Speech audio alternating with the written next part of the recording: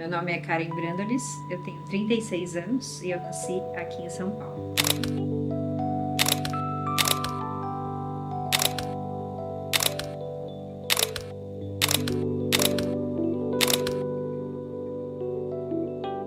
Nossa, eu lembro que quando eu era pequena eu brincava muito de massinha com boneca, assim, fazia roupa, criatividades mil e sempre gostei de ajudar gente. Então, para mim, quem ajudava as pessoas era médico. Então, por um lapso, assim, passou, eu vou ser médica, né? E aí eu sempre tive isso, assim, da criatividade, do lance de querer ajudar alguém, fazer alguma coisa que trouxesse um benefício para as pessoas. Eu acho que, assim, a maior influência que a gente tem, que eu tive, na verdade, foi a minha família.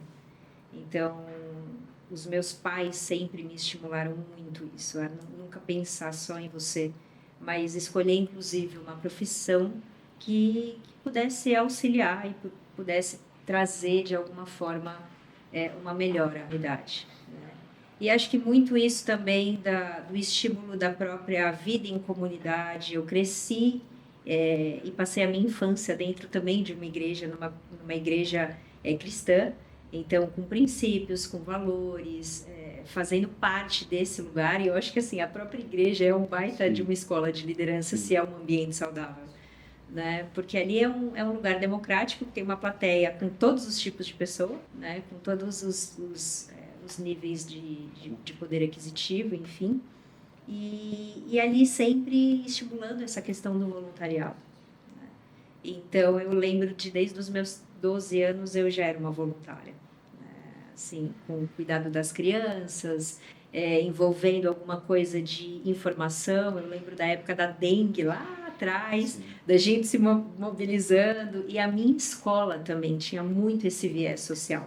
Então, quem estava no colegial fazia muita atividade, tanto dentro dos asilos, quanto dentro das creches. Então, época de Páscoa, a gente reunia os próprios alunos, vamos comprar ovo de Páscoa. Então, cada uma dava uma parte para a gente ajudar aquela creche em que a gente tinha se proposto a fazer, ou fazer um bingo dentro de um asilo. Sim. Então, assim, a escola também proporcionava muito esses momentos solidários. Eu tive uma criação e um crescimento, e uma infância e uma adolescência que me levou para esse lugar de fora do lugar do egocentrismo, do egoísmo, de você olhar e realmente de tirar do seu para dividir, para compartilhar, que isso é um milagre também, sim, né? O milagre da multiplicação, sim. Quando você tira de você e coloca ali para a comunidade, tá se multiplicando, sim, né? Então, eu acho que foi assim, foi essa minha trajetória, assim, tanto dentro da minha escola, dentro da minha família, dentro da minha vida social. Os meus amigos também acabavam sendo influenciados por esse movimento todo, sim, e aí foi modelando. Não. Daí eu já queria mesmo alguma coisa ligada com criatividade, com moda. Eu sempre gostei muito dessa coisa do marketing. Assim, eu dava tiro para tudo que é lado. Eu gostava de direito, eu gostava de medicina, eu gostava de uma série de coisas. E tanto é que foi muito complicado quando eu fui escolher de fato uma profissão, porque meus pais não eram a favor de moda. Eles falaram, imagina, moda é extremamente fútil, vou ficar pagando uma faculdade para não fazer nada, né? Para inventar moda. E aí eles não eram muito a favor. E aí eu falei, caramba, o que eu vou fazer? Aí eu fiz nutrição, fiz 1 ano de nutrição. Aí parei, aí comecei comércio exterior, aí parei. E aí eu falei, quer saber? Deixa eu parar tudo. Daí foi quando eu fiz um intercâmbio, fui morar fora. Porque eu acho que também a gente é muito novo para escolher e definir o nosso futuro com 17 anos de idade. É muito novo. E aí, assim, eu sempre tive muito essa questão do déficit de atenção. Eu tô fazendo uma coisa e aí, de repente, perdi o foco, sim, totalmente, sabe? Então, é uma coisa que assim, realmente era muito difícil de me ser, sabe?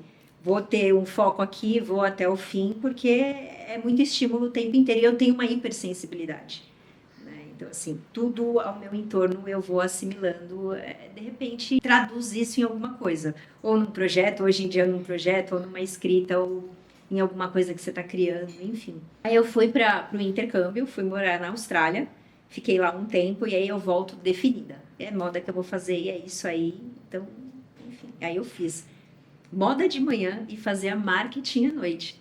E aí eu Loucura. tava assim, daí eu comecei depois a trabalhar com moda, né? Com styling, com figurino, enfim, com banda, com, com catálogo de moda, enfim. E aí fui trabalhar numa loja de departamento super grande, na época que veio para o Brasil. E ali eu aprendi muito e me deram uma oportunidade de promoção.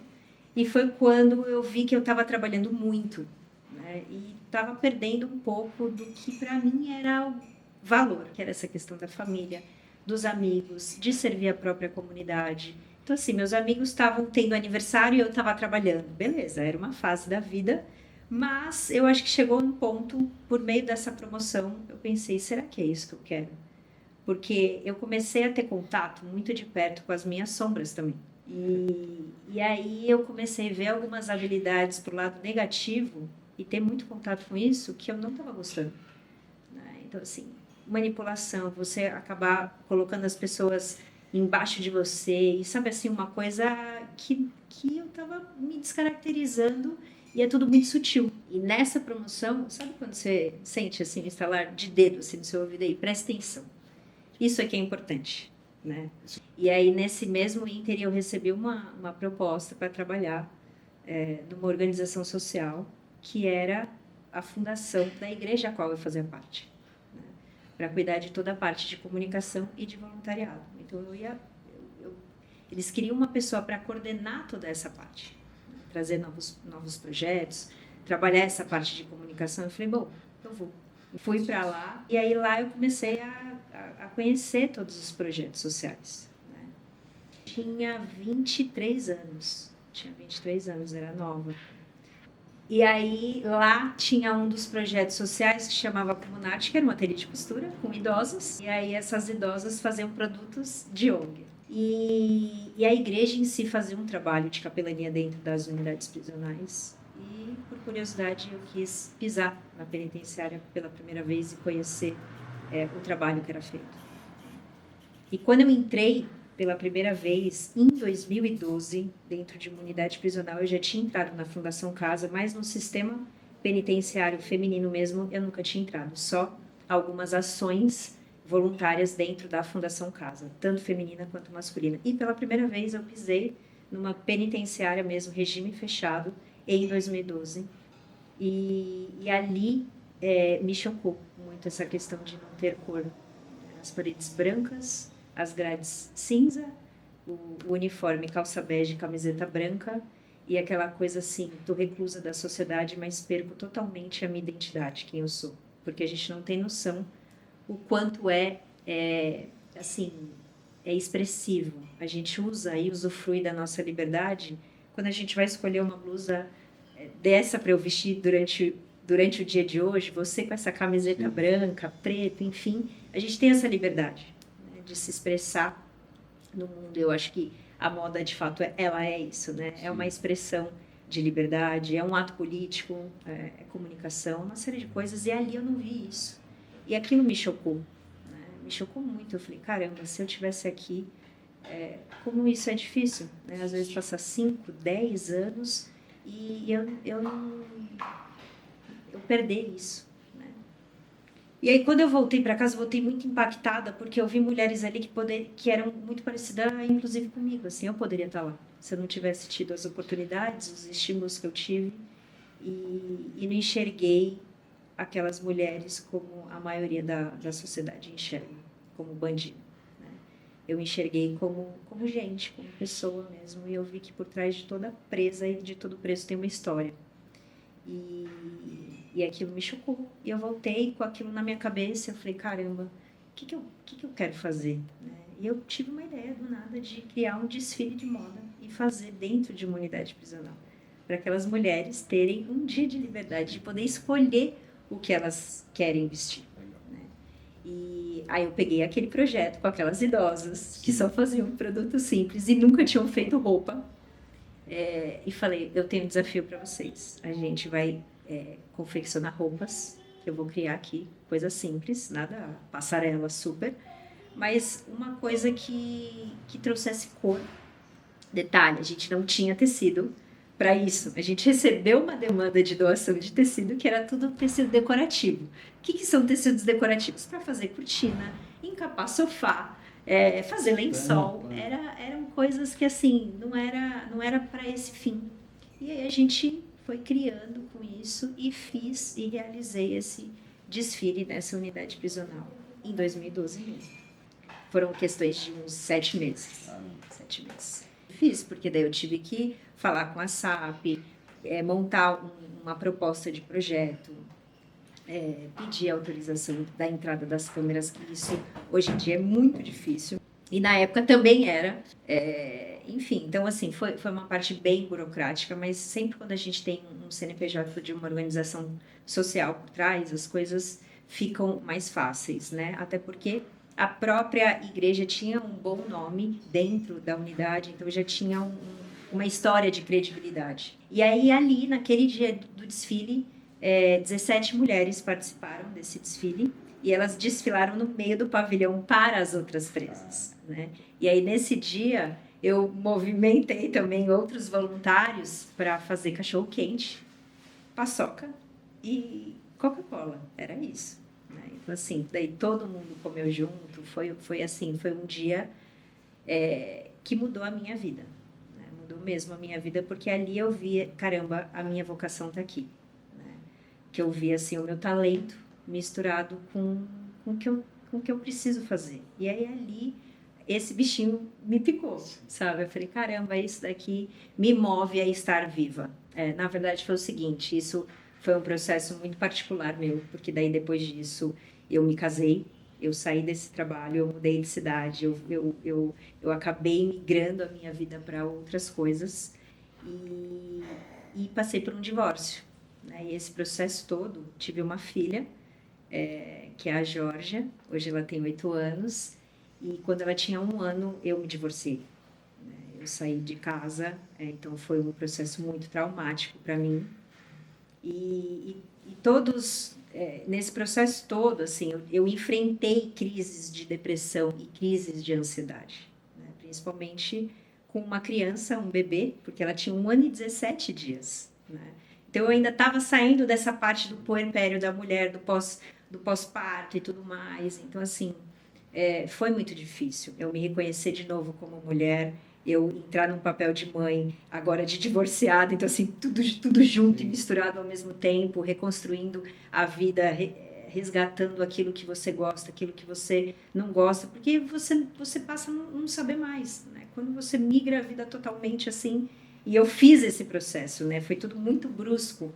Então, como eu tenho esse perfil mais intenso, misturado com uma imaturidade na época, a gente acaba atropelando as coisas. Aquele chavão, colocar a carroça na frente dos bois, e aí acho que tudo a gente vai aprendendo, vai amadurecendo. E aí teve uma época que eu dialoguei muito de perto com o suicídio, né? Assim, passei por umas coisas, enfrentei algumas coisas pessoais minhas e dialoguei muito, assim, com o suicídio. E não é que, assim, nossa, eu quero me matar, não era nesse sentido, mas era, caramba, não vale a pena viver, né? Era essa a minha narrativa na época, né? Então, assim, tudo se fortalece para você não se expressar da maneira como você gostaria. E aí foi num dia que a minha filha apareceu no meio da sala e ela me chamou, quando eu, de fato, eu estava planejando em pular da varanda. Parou no meio da sala e falou, mamãe. E aí eu lembro que eu virei assim e ela olhou bem no meu olho, titiquinho de tudo, 2 anos e pouco. E falou assim, eu amo você. E aí, assim, aquele amor me envolveu de uma tal forma e me resgatou para a vida, sabe assim? Eu acho que são pequenos milagres que a gente vai passando ao longo da vida que a gente não identifica como milagre. E aí, ali, eu comecei a trazer na minha memória algumas coisas que me trazem, de fato, esperança, né?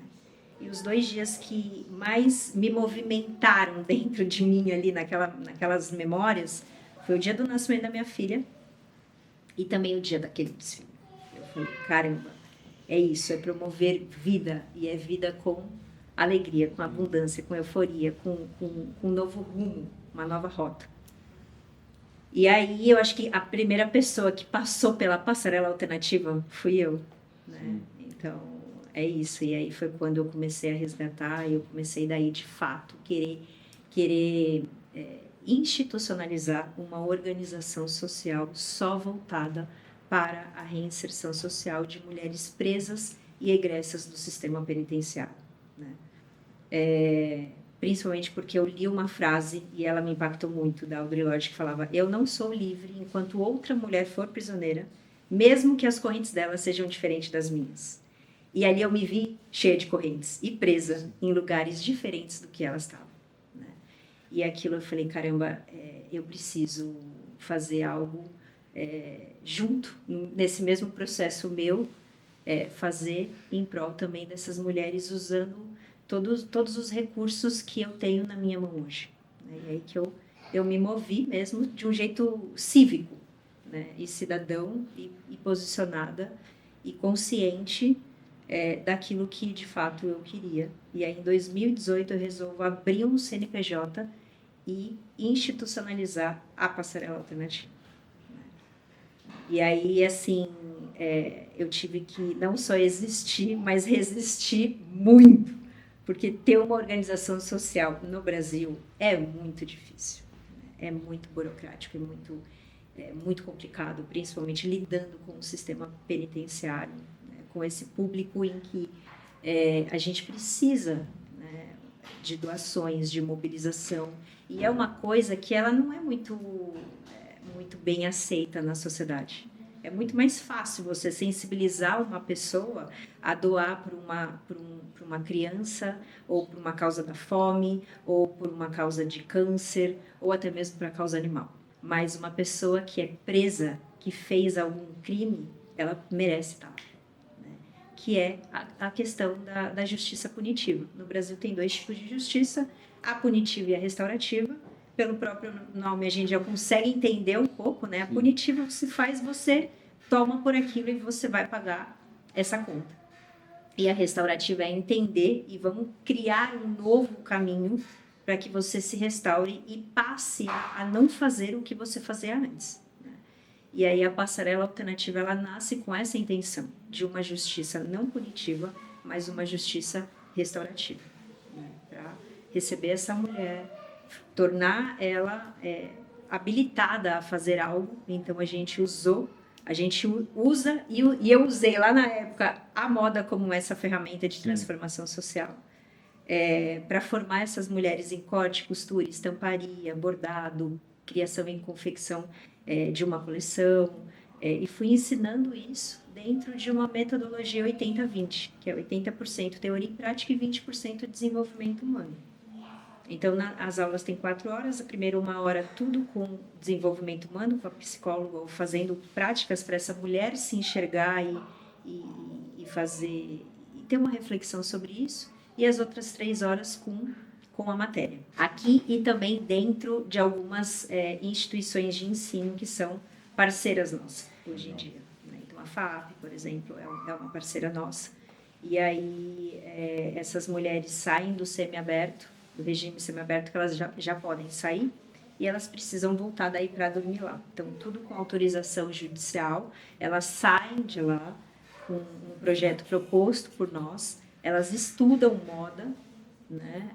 Cada grupo eu coloco com um foco. Sim. Né? Então, às vezes é criação só de bolsa para voltar para essa questão empreendedora, ajustes e consertos, ou criação e confecção de uma coleção, enfim.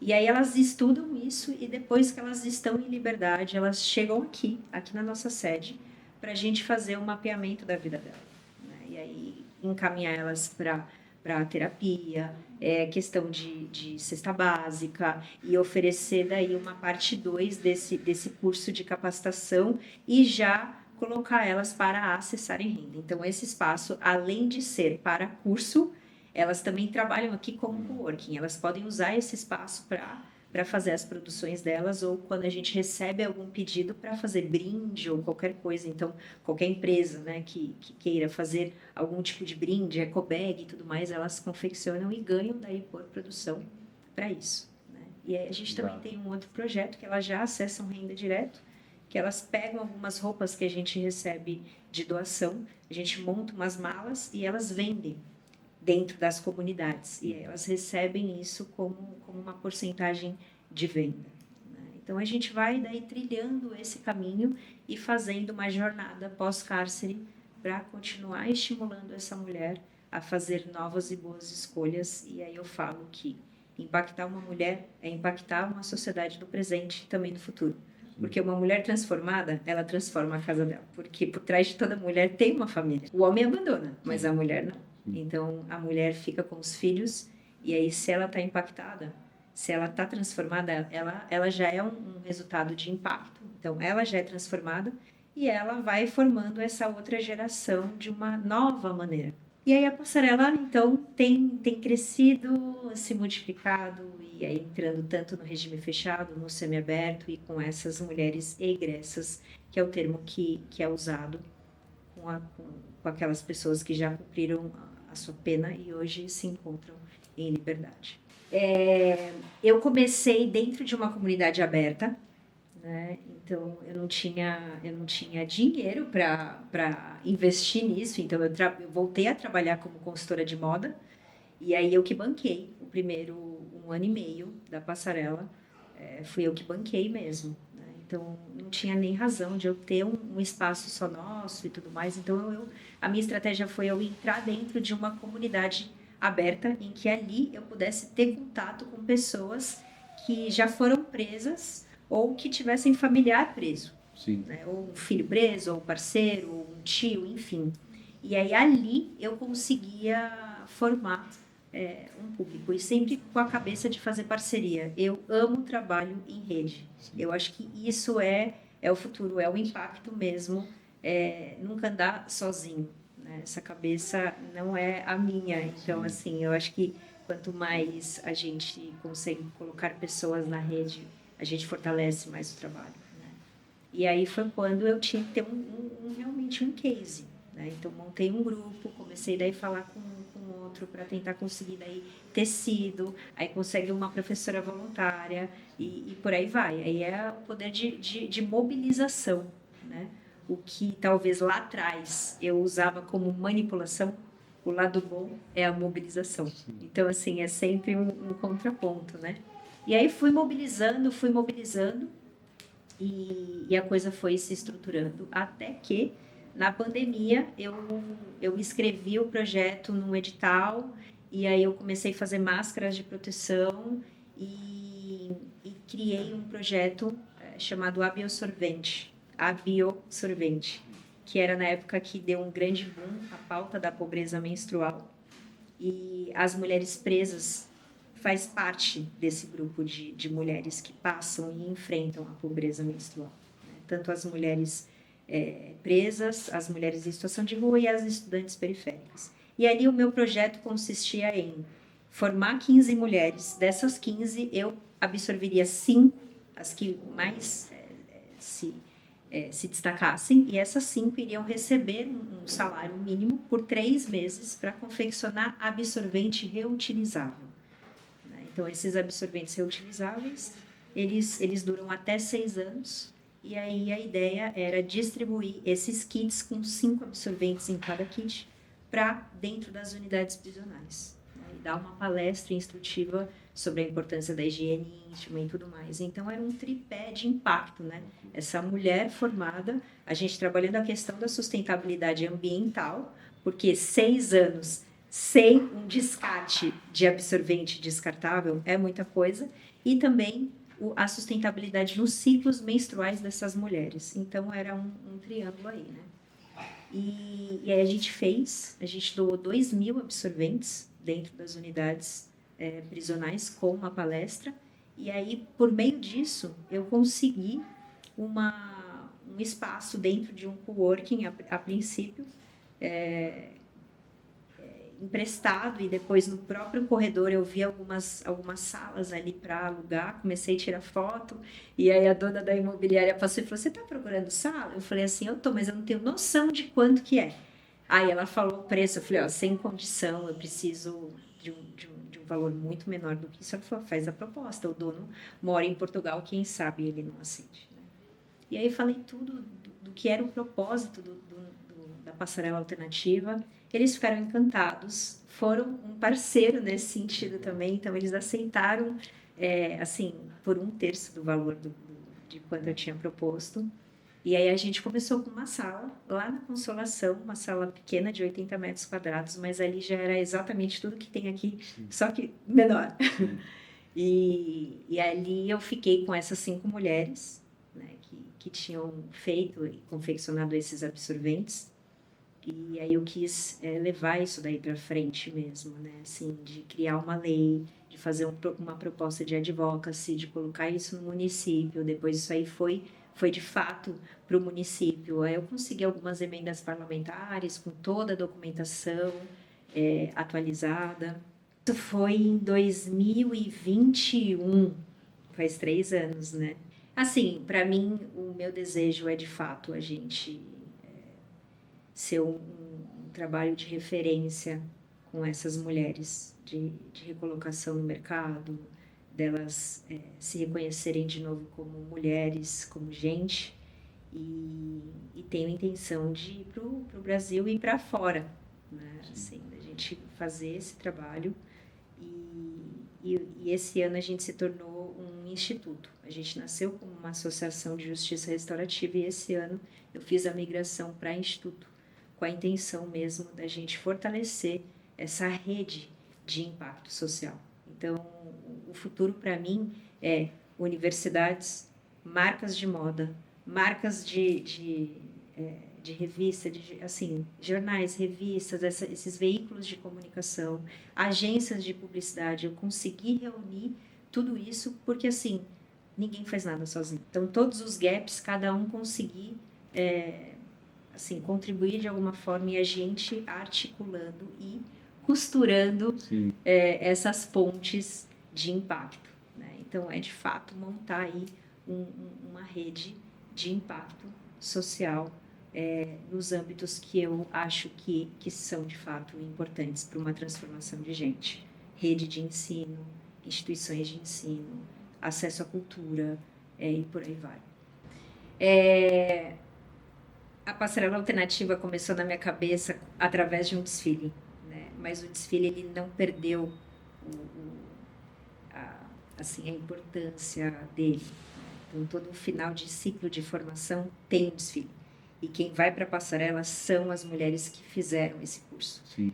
E a ideia não é só mostrar um lookinho bonito, né? Mas é desfilar a mensagem de que eu sou capaz.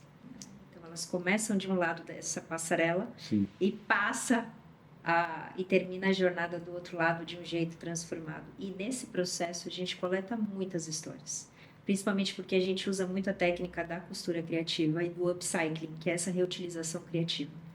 Então, de retalhos de jeans, de coisas que seriam descartadas, a gente ter um novo olhar criativo e cheio de afeto, e transformar aquilo que seria lixo em luxo, vamos dizer assim, novas peças que despertem desejo.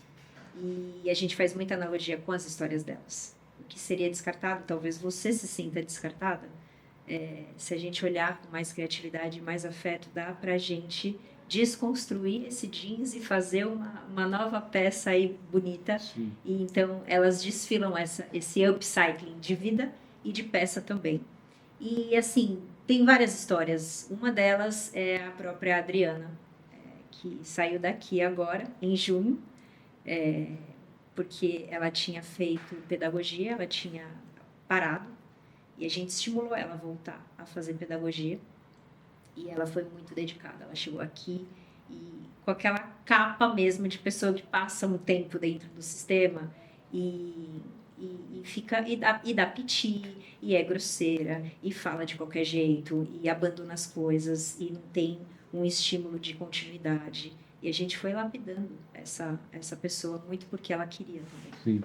E ela queria ser professora de algum jeito, mas ela amava a passarela. Sim. Então ela fez tudo. Ela que era costureira, ela que fazia a parte de estamparia. Quando eu tinha palestra, eu comecei a formar ela também, porque ela falava muito bem. Vai você vai me acompanhar, vamos comigo. Então a primeira vez que ela andou de avião foi comigo. Peguei na mão dela, estava gelada, aí tô nervosa, como que é e tudo mais. Então assim, sempre estimulando ela. Ela concluiu a faculdade de pedagogia. E eu já estimulei ela a fazer uma pós-graduação. Escolhe uma pós e a gente arca com essa pós. E ela fez de educação inclusiva. E aí ela entregou a monografia dela agora, em junho. E eu falei, Dri, agora está na hora de você voar.